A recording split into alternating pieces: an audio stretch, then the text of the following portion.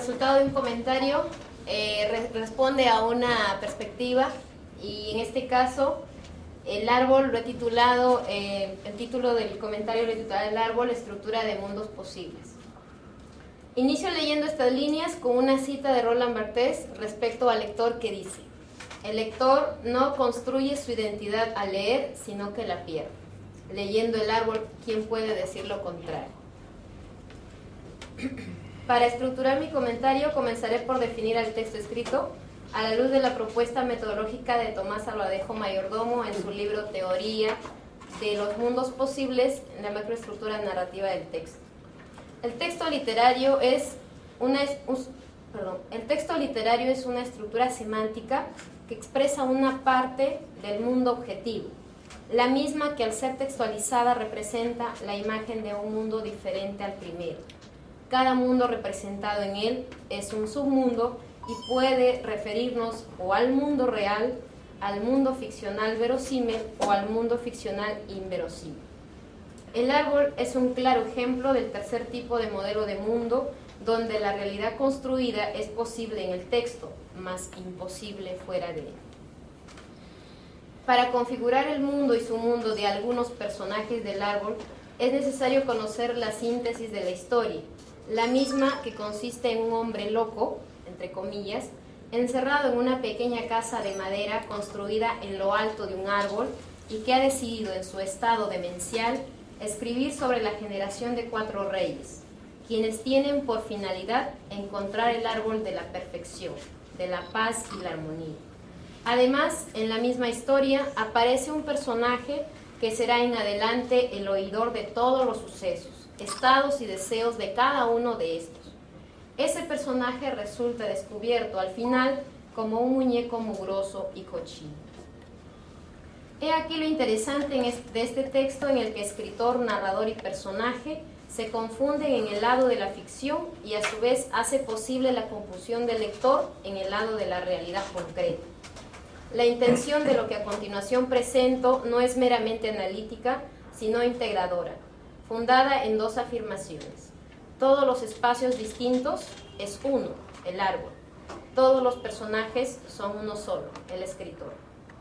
Empezaré por narrar los mundos posibles. En el caso del primer mundo es en relación al narrador. El narrador cuenta no solo la historia del árbol, sino en el acto va construyendo la cadena de historias que se suceden y a su vez permite la comprensión total de aquella. En ese sentido, el narrador se erige en un submundo de protesta. Y cito: el sol parecía una fruta ácida y podrida, sometida a mucho calor. Página 18. También en el submundo de la sentencia, en el submundo de la manipulación y en el submundo del creador. Para el caso de la sentencia, cito: los humanos eran perversos, ellos gustaban de la maldad. Página 31. Y para el submundo de la manipulación, dice: usted, monigote, tiene pendiente una reseña, en la página 60. Para el submundo del creador, cito el libro en la página 75: todo es posible para tus dedos rápidos que teclean sin parar. Pasamos al mundo 2 del escritor con corazón, puesto que en la obra habla de un escritor que tiene 2 mitades, la mitad que está con las emociones y la otra mitad que tiene corazón.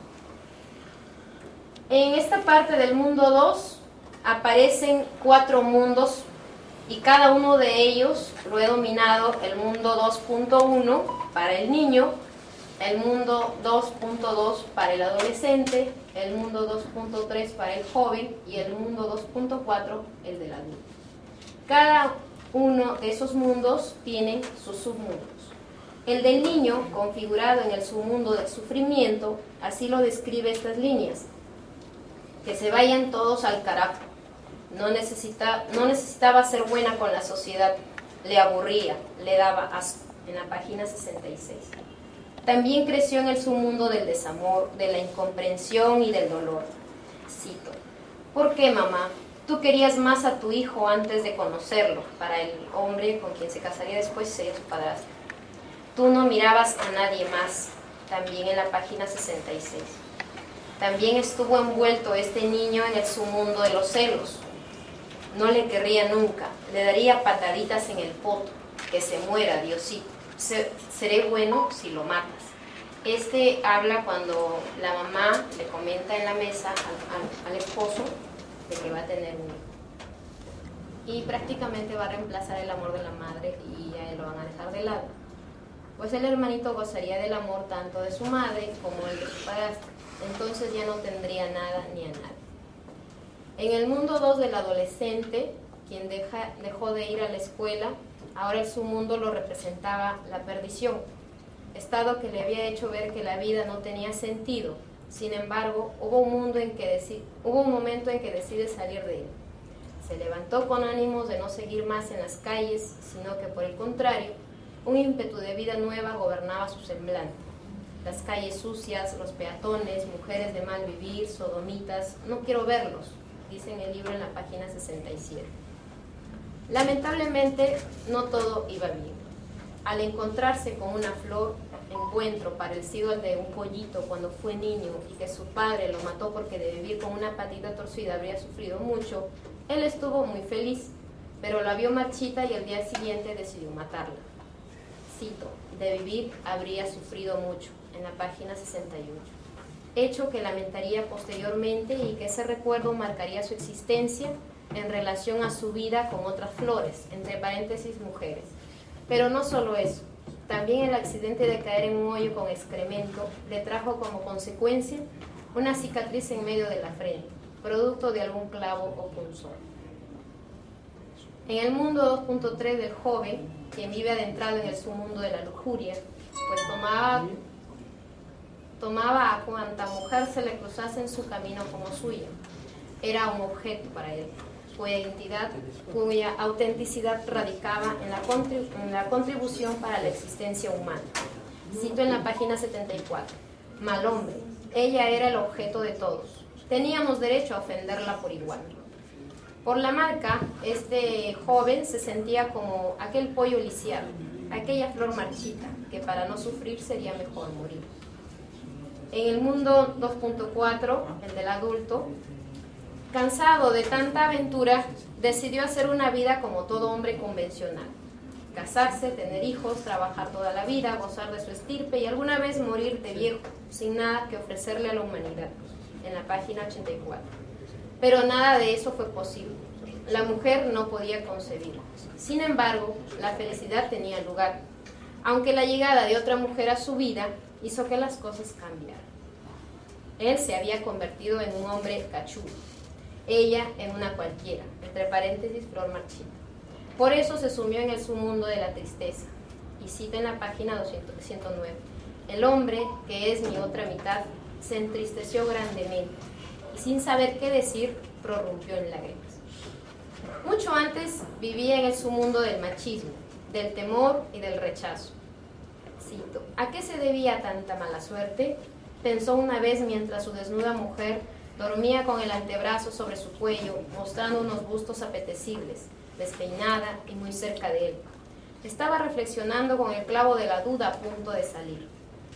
El hombre no creía en ella, tan bonita y sensual que le fuera fiel, más aún llevando una marca que le hacía verse como un ser extraño. Ahora, en su estado de depresión y cólera, cogió a su esposa y la dirigió a la casa de madera donde antes se refugiaba para protegerse del mar, creyendo que ahí las cosas se arreglarían porque ahí residía la perfección. Pero solo consiguió que llegaran por él y lo llevaran a un sanatorio. Allí pidió a su esposa una máquina de escribir, cito, una máquina de escribir, la de mi madre, y cigarrillos, en la página 103. Posterior a este hecho, el hombre dejó de ser él y en su estado de locura natural, o sea, de lucidez como lo llama él, vive en el submundo del poder hacer. Cito, reía a voces llenas, emocionado, tecleando cada letra de la máquina de escribir con desmesurada obsesión, la página 115. En adelante, este escritor, por lo tanto, necesita crear su historia, su narrador de historias, con doble finalidad, para hacer lo imposible posible y para representarse como uno de los personajes centrales que se niega a vivir como un simple muñeco, ya que eso es propio de humanos y Él es un pequeño Dios.